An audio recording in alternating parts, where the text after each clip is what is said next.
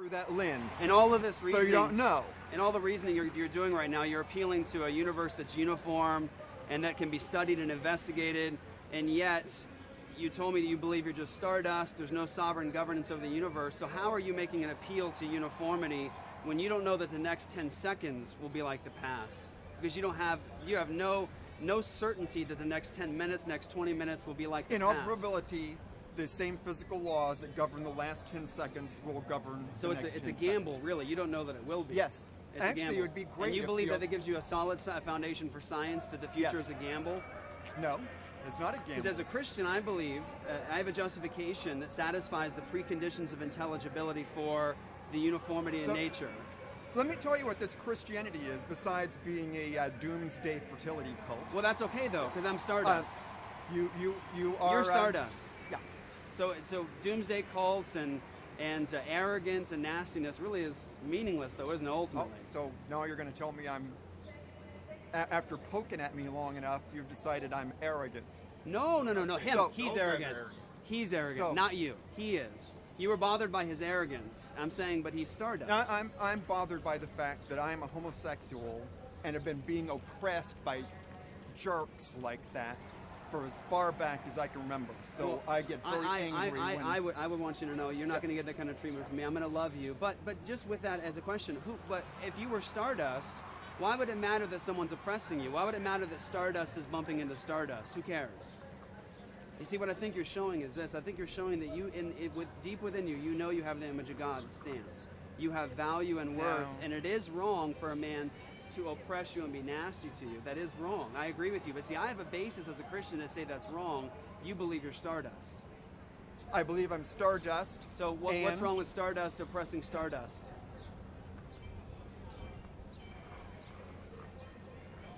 You're making questions out of but that's what you said you believe you are. And I don't believe that about you. I refuse to accept what you say about After yourself. all these years of evolution, That's a presupposition. You believe ultimately that you are just matter, ultimately Stardust. Yes. Okay.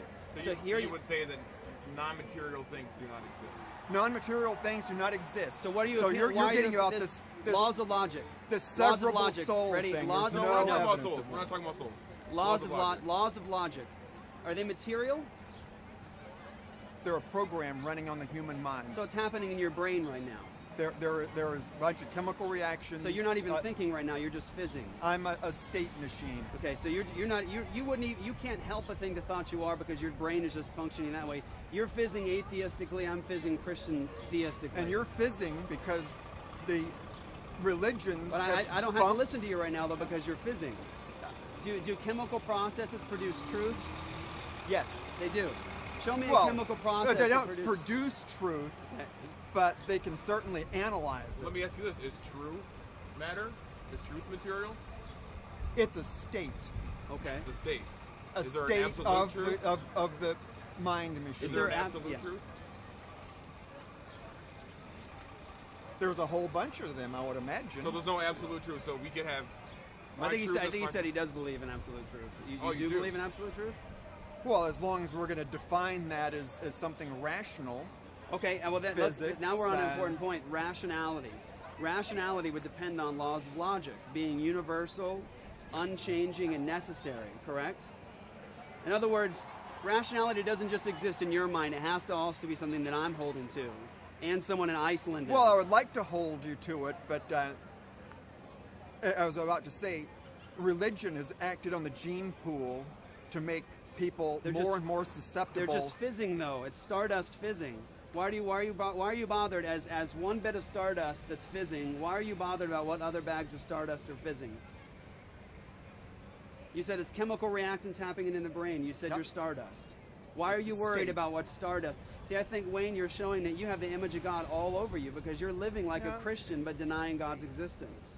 Because there is no evidence of God. Again, I can tell what he is because I look in all the history books. I can see the evolution of the belief in God. Well, I've already shown you that I reject that claim, and if you would study the actual sources yourself, you wouldn't make any connection between the story in the Bible of the one and only true and living self-existing God who enters into his own creation to rescue the rebels. There is nothing in history that's parallel to that. Nothing. Nothing in history. And so what I would show you, what I would encourage you to see, Osiris, virgin birth.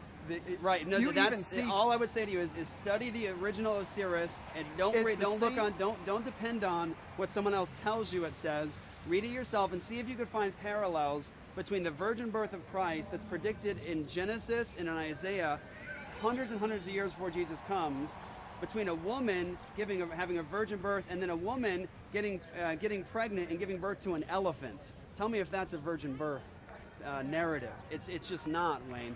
And I would just say this to you. But that's not the same story that I'm trying to compare. We can wrap this up with just this, because I know you're here for this rally. My contention, respectfully to you, is this, and I mean this with love, Wayne, is that you're not just stardust, and you know it. I do not know that. You know that there's more, well, that you're living as though you believe there is. You say you're stardust, but you're complaining about people hurting you. You're complaining about... And hurting everyone else. They're stardust. And dragging humanity back into the primordial ooze. When you elevate stardust above other matter, you're internally inconsistent. What's this arbitrary decree you've made that this stardust is more important than this? That's not a state machine. But the point is what you're saying then is if it fizzes better, it's more important? So if you get a bag of stardust that fizzes better than you, can he off you? I'm sure he will. Okay, but would that be a good thing and a healthy thing you'd want him to do?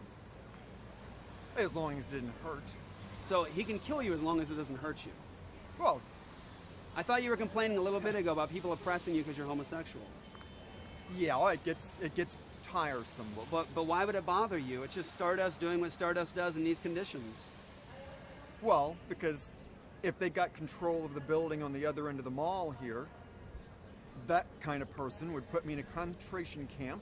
But do you realize that Mormons are still using shock treatment on their kids when they find out that they're gay? I didn't even know that. Yeah, well, there's a lot of stuff that you don't know. But using your Mormonism is a big aspect of our ministry. We reach out to them a lot. But using your foundations, though, Wayne, I just don't understand why you care what Mormons are doing. I don't see a difference between my foundations. I have a justification for logic, science, and morality.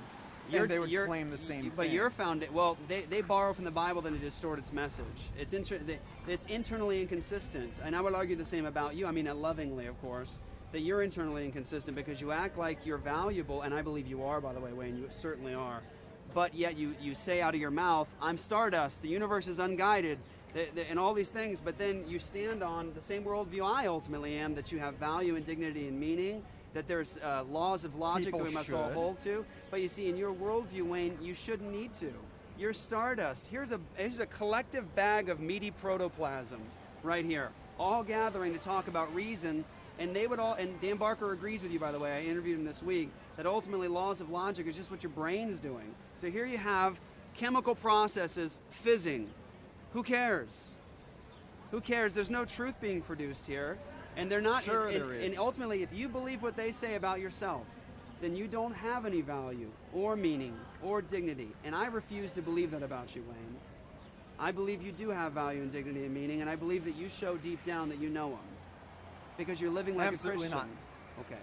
I would ask you. Actually, in a way, that's insulting, because in a lot of ways, if you just look at the essential right and wrong, the golden rule.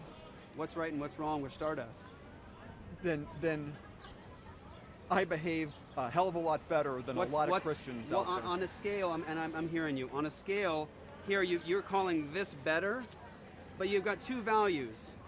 Love people, treat them well, hate people, kill them. Why are you choosing one over the other as moral, as stardust?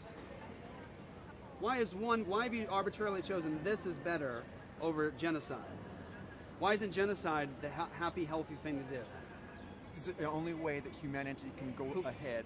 But who cares about humanity? Who cares about stardust producing more stardust? It's a complete waste for all this stuff that has happened, all the little rolls of the dice that have led us to where we're at today.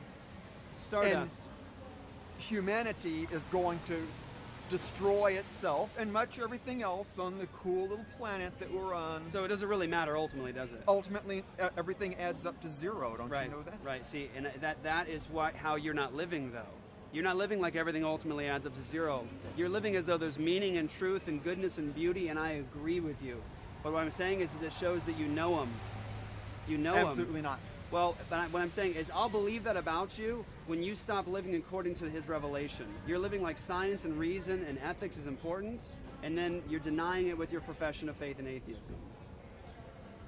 I'm going to have to disagree with that statement. Well, I appreciate you being here and talking with me. Thank you, Wayne, very much. Can I just ask you one more question real quick? You just did. You want to ask another one? I would. Can I get three? Because I just asked you another one. Your shirt, it says militant. Let me ask you this. Is the idea of militancy, is that a material thing made of matter that you can grasp, that you can touch, that you can feel, that you can test?